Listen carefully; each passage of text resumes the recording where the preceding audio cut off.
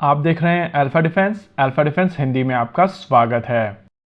आज के इस वीडियो में हम लोग बात करेंगे हर्मीस 900 के बारे में और समझने की कोशिश करेंगे कि ये ड्रोन कितना केपेबल है। हर्मीस 900 एक मीडियम साइज का medium altitude long endurance drone है जिसको इजरायली कंपनी एल्बिट सिस्टम बनाती है। वहीं इंडिया में अडानी डिफेंस एक जॉइंट वेंचर के तहत इस ड्रोन को भारत में बना रही है। हालांकि इस जॉइंट वेंचर कंपनी द्वारा बनाए जाने वाले ड्रोन्स बेसिकली एक्सपोर्ट मार्केट को एड्रेस करने के लिए बनाए जा रहे हैं, लेकिन इनमें 60% इंडिजिनस कंपोनेंट्स हैं।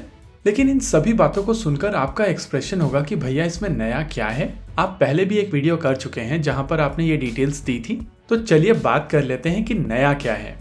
देखिए, साल 2015 में स्विट्जरलैंड ने एल्बिट सिस्टम के साथ में एक डील की थी जिसके तहत 6 ऐसे ड्रोन उन्हें अक्वायर करने थे और अब स्विट्जरलैंड को अपने पहले 2 ड्रोन मिल चुके हैं। लेकिन ये ड्रोन दूसरे हर्मीस 900 की तुलना में डिफरेंट है। Baseline Hermes 900 armed unmanned aerial vehicle नहीं है, ये किसी भी तरीके के वेपन सिस्टम्स कैरी नहीं करते हैं। लेकिन स्विट्जरलैंड के हर्मीस 900 यूनिक हैं और इन अनमैन्ड एरियल व्हीकल्स को कुछ इस तरीके से मॉडिफाई किया गया है ताकि ये माइक्रो म्यूनिशंस कैरी कर सकें, यानी कि बेसिकली इनको आर्म्ड ड्रोन्स बनाया गया है। देखिए, स्विट्जरलैंड के जो हर्मीस 900 हैं वो बेसलाइन हर्मीस 900 से डिफरेंट है और इनको स्टारलाइनर कहा जाता है। स्टारलाइनर ड्रोन एक पावरफुल हेवी फ्यूल इंजन का प्रयोग करते हैं जिसके वजह से इनका रेट ऑफ क्लाइंब बढ़ा हुआ है, साथ ही इनकी जो एंड्योरेंस है वो भी ज्यादा हो चुकी है। इसके अलावा इनकी सर्विस सीलिंग भी बेसलाइन हर्मीस 900 से ज्यादा है। अगर इस ड्रोन की स्पेसिफिकेशंस की बात की जाए तो हर्मीस 900 स्टारलाइनर बेसलाइन हर्मीस 900 से कई मायनों में बेहतर है। ये बेसलाइन हर्मीस 900 की तुलना में ज्यादा वजन कैरी कर सकता है। इनफैक्ट इसका मैक्सिमम पेलोड 450 किलोग्राम का है, जहां बेसलाइन हर्मीस 900 केवल 350 किलोग्राम कैरी कर सकता है। अगर इसकी एंड्योरेंस की बात की जाए तो इस ड्रोन की एंड्योरेंस 36 आवर्स से ज्यादा की है और ये लगभग 30,000 फीट तक की एल्टीट्यूड पर जा सकता है। ये सिस्टम ऑटोमेटिक टेक ऑफ और लैंडिंग के साथ में आता है। इसके अलावा ये सैटकॉम को भी सपोर्ट करता है जिसके वजह से ये beyond line of site operations भी करने में सक्षम है। अब यहाँ पर आपके 2 और क्वेश्चंस होंगे कि ये इंडिया के कॉन्टेक्स्ट में कहाँ फिट होता है, और दूसरा, थंबनेल में आपने दिखाया था कि ये एंटी बैलिस्टिक मिसाइल रोल में यूज किया जा सकता है, उसका क्या। देखिए, अगर इंडिया के कॉन्टेक्स्ट में medium altitude long endurance drones की बात की जाए तो इस समय देश में रुस्तम 2 डेवलप किया जा रहा है, लेकिन ये चीज भी डीआरडीओ की तरफ से एक्सेप्ट कर ली गई है कि इस ड्रोन के साथ में कुछ लिमिटेशंस हैं। ये ड्रोन 30,000 फीट की ऊंचाई तक नहीं पहुंच सकता है। इसकी मैक्सिमम सर्विस सीलिंग 28,000 से 30,000 के बीच में है। वहीं पर अगर एंड्योरेंस की बात की जाए तो ये 18 आवर्स से ज्यादा और 24 आवर्स से कम है।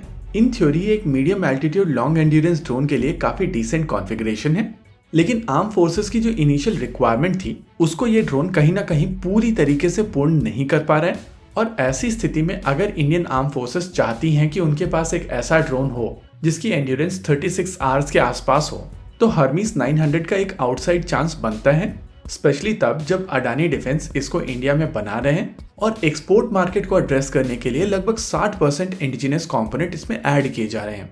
वैसे मेरे हिसाब से अगर इंडियन आर्म फोर्सेस ऐसा कुछ करना चाहती हैं तो उनको ये इंश्योर करना चाहिए कि इसका इम्पैक्ट तपस के ऑर्डर के ऊपर ना पड़े, क्योंकि अगर तपस BH-201 इंडियन आर्म फोर्सेस में इंडक्ट होता है तो उसके बाद जो सिस्टम बनकर निकल कर आएंगे वो काफी ज्यादा इम्पैक्टफुल होंगे और ये एक बडिंग इंडस्ट्री है जिसको नरिश करने की जरूरत है। आइए अब बात कर लेते हैं एंटी बैलिस्टिक मिसाइल रोल को लेकर। देखिए, इस समय इजराइल में एक हाई एनर्जी लेजर के ऊपर काम किया जा रहा है जिसको माइनिएचराइज करके यानी कि छोटा बनाकर अनमैन्ड एरियल व्हीकल के ऊपर माउंट किया जाएगा और जो वेपन ऑफ चॉइस इस एप्लीकेशन के लिए है वो हर्मीस 900 है, यानी कि पोटेंशियली ये platform anti ballistic missile roles में यूज किया जा सकेगा और इसी वजह से कहा जा सकता है कि इस प्लेटफॉर्म का पोटेंशियल काफी ज्यादा है। लेकिन हर्मीस 900 को लेकर जो चैलेंजेस हैं उनको समझना भी जरूरी है।